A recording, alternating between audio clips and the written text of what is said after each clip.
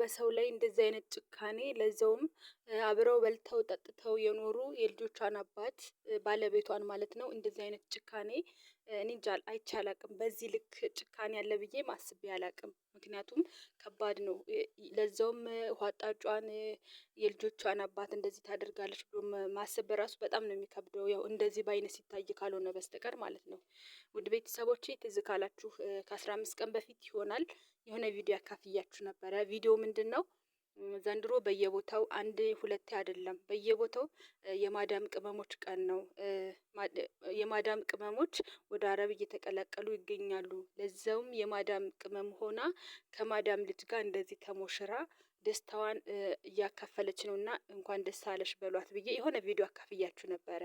እና ምንድነው ይሄ ምናምን ነገር ካላችሁኝ ደግሞ እንግዲህ ይሄ ባባ ይባላል። እኔ ብዙም ባላውቀውም ግን ባባ ብለው ነው የሚጠሩት።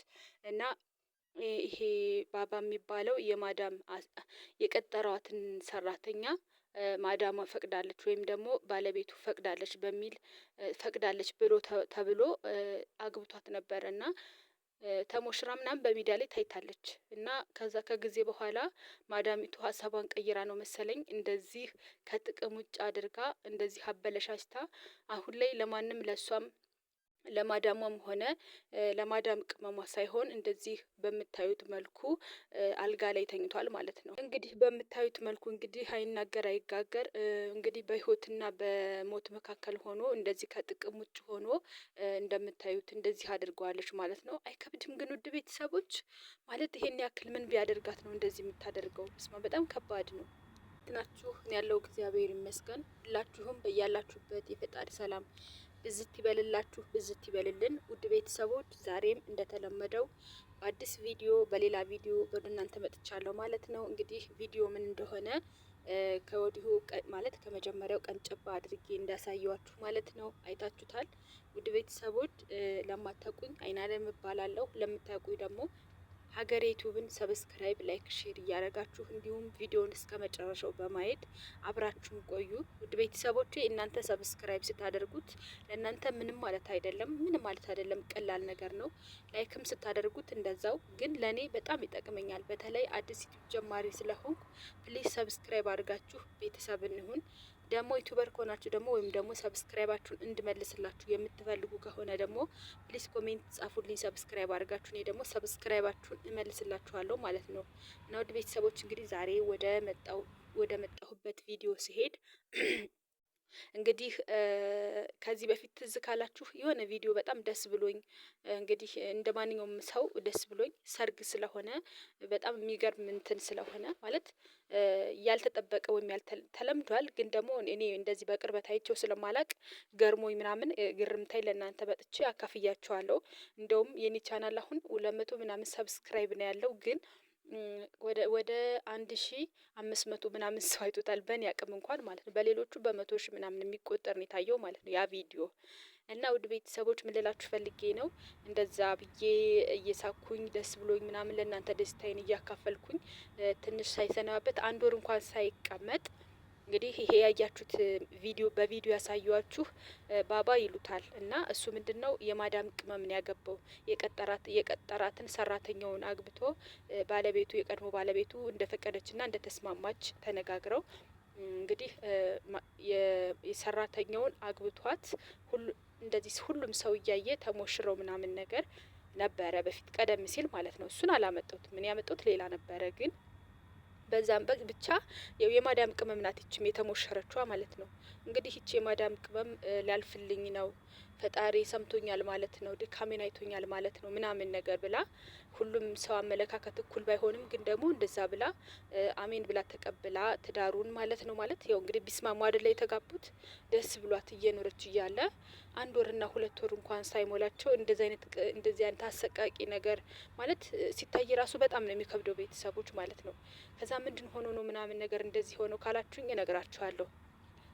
ግን ከዛ በፊት ግን ማለት ነው እንደዚህ አድርጋ ጎድታ ወይ የሷ አልሆነ ወይ የማዳሙ አልሆነ ወይ የሰራተኛው አልሆነ እንደዚህ አልጋ ላይ ወድቆ አላቅም። ከዚህ በኋላ የሚሰራ ራሱ አይመስለኝም። ማለት እግዚአብሔር ያውቃል ሁሉም ነገር። ግን ምንም እግዚአብሔር ሁሉን ነገር ማድረግ ስለሚችል ምናልባት ተሽሎት ሊነሳ ይችላል። ግን በጣም ከባድ ነው። እንደዚህ አይነት ጉዳት ማድረስ ማለት አላቅም። ቅናት እንደዚህ ያደርጋል። እኔ እንጃ ብቻ ይከብዳል። ምናልባት እኔ አላቅም። እኔ እንጃ ማለት ለምን የልጆቿን አባት እንደዛ ማድረግ አስፈለገ? ወይ ሙሽራዋ እንደዛ ብታደርጋት ወይም ደግሞ እንደሚባለው ቅመሟን ሚስቱን እንደዛ ብታደርጋት ባሏን ታገኝ ነበረ። ወይ ደግሞ ባሏን እንደዚህ አድርጋ እስር ቤት መወርወር። ከዛ እሷ ምን አተረፈችን እንጂ አላቅም። ብቻ ከባድ ነው። ውድ ቤተሰቦች ከእንደዚህ አይነት ፈተና ውስጥ ይሰውረን ሁላችንንም ማለት ነው። እና ውድ ቤተሰቦች እንግዲህ ምን ሆኖ ነው እንደዚህ ሆኖ ምናምን ነገር ካላችሁኝ የቀድሞ ሚስቱ ወይም ደግሞ የልጆቹ እናት እንግዲህ አረጀች።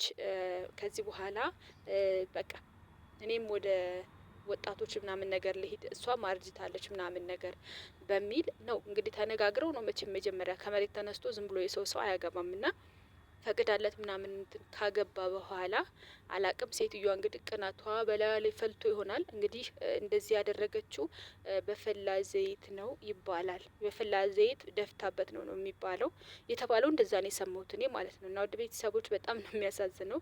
እንግዲህ ፈጣሪ አምላክ ተሽሎት እንደምናየው ተስፋ እናደርጋለን። እግዚአብሔር ሁሉን ነገር ስለሚችል ማለት ነው። እና እንደዚህ አይነት ቅናት በጣም ነው የሚያስቸግረው። እንግዲህ ልጅቷም ባላወቀችው እንግዲህ ተጠይቃ ነው ወደ ትዳር ውስጥ የገባችው።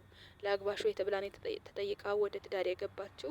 ደስታዋን አጣጥማ እኔም እንደ ሰዎች ላርፍ ነው፣ እኔም እንግዲህ ከተነገ ወዲያ በኋላ ማዳም ልሆን ነው ምናምን ነገር ብላ ሀሳቧን ትንሽ እንኳን ሳትሰበስብ እንደዛ እያምሰለሰለች ባለችበት ሰዓት እንግዲህ እንደዚህ አይነት ችግር ውስጥ መግባት ማለት በጣም ነው የሚያሳዝነው። እንደምታዩት እንግዲህ በጣም ቆሳስሎ ምን ብሎ ራሱን አያቅም፣ ማውራት አይችልም። እንደዚህ አፋፍኖት ምናምን ነገር ነው እንትን ያለው ማለት እና በጣም ነው የሚያሳዝነው። ውድ ቤተሰቦች እንግዲህ የማዳም ቅመሟ ምድል እንደዚህ ሆኑ በጣም ነው የሚያሳዝነው። ምክንያቱም ሰውየው እንግዲህ በዚህ ሰዓት ሽርሽር መሄድ ያለባቸው ምናምን ነገር እየቀለድኩ አይደለም። በነገራችን ላይ ሽርሽር የመሄጃቸው ሰዓት ነው። ሄደው ፈታ ዘና የሚሉበት ሰዓት ነው። ያው እንደ ሙሽራ አዲስ ሙሽሮች ናቸው። ብቻቸውን ጥሩ ጊዜ የሚያሳልፉበት ጊዜ ነው። ምክንያቱም በቅርብ ጊዜ ነው የተጋቡት ማለት ነው። እና የእሷ እድል ነው እንግዲህ ያው ሰው ሀገር ሰው ቤት ስትሰራ የነበረች አሁን ደግሞ አሳይቶ ነሳት ማለት ይቻላል። ምክንያቱም እንግዲህ እግዚአብሔር ታላቅ ነው፣ ብዙ ነገር ማድረግ ይችላል። እሱም ቆሞ እንደገና ወደ ነበረበት መመለስ ይችላል። ግን ልጅቷ እንደዚህ አይነት አሰቃቂ ነገር ማየቷ በራሱ በጣም ነው እድሏ እንትን ያለ ነው ማለት ነው።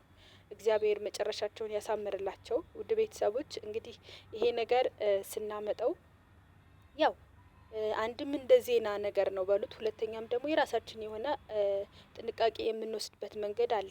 ማዳሞች ችግር የለውም ምንም ችግር የለም አድርጊው ምንድነው ምናምን ነገር እኔ በቅቶኛል ማረፍ ፈልጋለሁ ምናምን ብትላችሁ እንዳትሰሙ። አሁን እንግዲህ ባሏ ላይ ይሄን ጥቃት አደረሰች፣ ማዳሟ ላይ ቅመሟ ላይ አድርጋ ቢሆን ኖሮስ፣ ሰራተኛዋ ላይ ይሄን አድርጋ ቢሆን ኖሮስ፣ መጀመሪያ ፈቅድ አድርጉ ካለች በኋላ ይሄን ነገር ማድረጉ ለምን አስፈለገ? እና ውድ ቤተሰቦች ምንም የፈለገ ነገር እሺ ችግር የለም አድርጉት ምናምን ነገር ብለው ቢፈቅዱላችሁ ማዳሞችን እንዳታምኗቸው አበደን የምሬን ነው የምላችሁ። ምክንያቱም ያው ታውቃላችሁ በጣም ከባዶች ናቸው እነሱ ታውቃላችሁ። ራሳችሁን ጠብቁ በቃ። የሰው ወርቅ አያደምቅም በጭራሽ። የራሳችን ማንነት አለን። ኢትዮጵያ ስንገባ የራሳችንን ከለራችንን ራሳችንን የሚመስል አቻችንን ማግባት እንችላለን። እግዚአብሔር ደግሞ የራሳችን የሆነ ጊዜ ይሰጠናል። ለሁሉም ጊዜ አለው ታውቃላችሁ። እና እባካችሁን ታገሱ፣ እንደዚህ አይነት ችግር ውስጥ አትግቡ። እኔ የምላችሁ በመጨረሻ ይሄን ነገር ነው። ምክንያቱም ችግር የለም ምናምን ነገር ብላ አዋስታ ነው እንደዚህ አይነት ችግር ውስጥ የከተተቻት ማለት ነው። ልጅቷ ራሱ ሙዷ ጥርግ ነው የሚለው። ከዚህ በኋላ የመስራት ራሱ አቅም አይኖራትም። እንደው የእሷንም መጨረሻዋን ያሳምርላት እንጂ ለማለት የምፈልገው እናንተን ማለት ነው አላችሁ በተለያየ ሀገር ውስጥ በእንደዚህ አይነት ችግር ስላችሁ የምትጠየቁ ልጄን አግቢ ወይ ብቻ እንደዚህ አይነት ጥያቄ የተለመደ ነው። እና እባካችሁ እናንተ ቆም ብላችሁ አስቡ። እኔ ይሄን ለማለት ነው የመጣሁት። ምክንያቱም እኛ ሰዎች መጀመሪያ ነገ ይሄ ይሆናል ብለን አናስብም። ነገ ችግር ይደርስብናል ብለን አናስብም። ፊታችን ላይ የቀረበልን ጥያቄ ከመቀበል ወይም ደግሞ ብቻ ማስተዋል አንችልም እኛ ሰዎች ማለት ነው ለይሄ። ስለዚህ እናንተ አስተውሉ፣ እንደዚህ አይነት ችግር ውስጥ እንዳትገቡ። ማዳሞች ደግሞ በጣም ኃይለኞች ናቸው። እንኳን በባልና በትዳር መታችሁባቸው እንዲሁም በቤት እቃ በምን እንኳን እንዴት እንደሚሆኑብን ታውቃላችሁ። እና ባካችሁን ራሳችሁን አስተውሉ። ላለው እንግዲህ ውድ ቤተሰቦቼ ለእናንተ ይጠቅማል፣ እንደ ዜናም ነው፣ ለእናንተም ይጠቅማል። አስተውላችሁ ካያችሁት ለእናንተም ይጠቅማል። እንግዲህ ዛሬ ይዤ የመጣሁት ቪዲዮ ይሄንን ይመስል ነበረ። ሁላችሁም በያላችሁበት የፈጣሪ ሰላም ብዝት ይበልላችሁ። ሰላማችሁ ይብዛልኝ። ባይ ባይ። ሰላም ሁኑልኝ።